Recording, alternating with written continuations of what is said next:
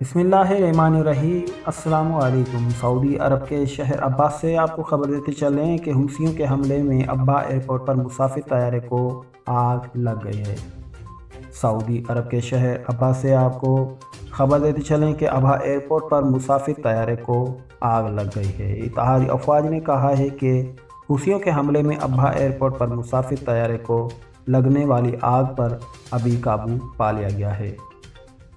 عرب news کے مطابق اتحادی افواج نے بدھ کو کہا ہے کہ عبا ایئرپورٹ کو نشانہ بنانے کی کوشش اور عام مسافروں کی زندگیوں کو خطرے میں ڈالنا جنگی جرم ہے۔ اتحادی افواج کے ترجمان ترکی المالکی کے مطابق ہم حوثیوں کے خطرات سے عام شہریوں کو محفوظ رکھنے کے لیے تمام ضروری اقدامات کر رہے ہیں۔ مزید انہوں نے لکھا ہے کہ اس سے پہلے سعودی سرکاری ٹی وی کے مطابق بدھ کی صبح اتحادی افواج نے جنوبی سعودی عرب میں ایرانی حمایت یافتہ گروہ حوثیوں کو 2 مسلح ڈرونز بھی مار گرا ہیں، جبکہ ترکی المالکی نے اپنے بیان میں بتایا کہ حملہ میں عام شہریوں اور شہرتی تنصیبات کو نشانہ بنایا گیا تھا۔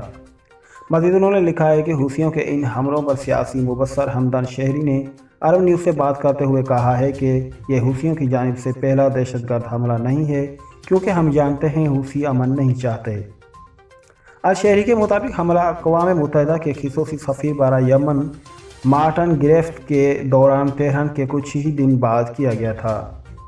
مارٹن گریفٹ نے یمن میں جاری تنازع کے سیاسی حل کے لیے کئی امیدوں کے ساتھ ایران کا دورہ کیا تھا، جبکہ اس ہفتے میں یہ تیسرا دن ہے جب اتحادی افواج کی جانب سے حوثیوں کے ڈرونز کو گرایا گیا ہے۔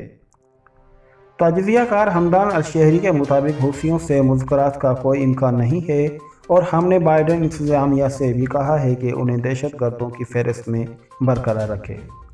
الشہری نے مزید کہا ہے کہ حوثیوں کو دہشت گرد کی فہرست سے نکالنا تباہ کن فیصلہ ہے۔ یہ حملہ صدر جو بائیڈن کی طرف سے حوثیوں کی دہشت گردی کی فہرست سے نکالنے کے کچھ ہی دنوں بعد ہوئے ہیں۔ سابق امریکی صدر ڈونلڈ ٹرمپ نے اپنی صدارت کا دورہ ختم ہونے سے پہلے حوثیوں کو دہشت گرد تنظیم قرار دیا تھا۔ تو دوستو، آج بہت ہی ثانیہ ہوا ہے، سعودی عرب کے شہر عبا ایئرپورٹ پر حملہ کیا گیا ہے، جہاں ایک طیارے کو نقصان بھی پہنچا ہے۔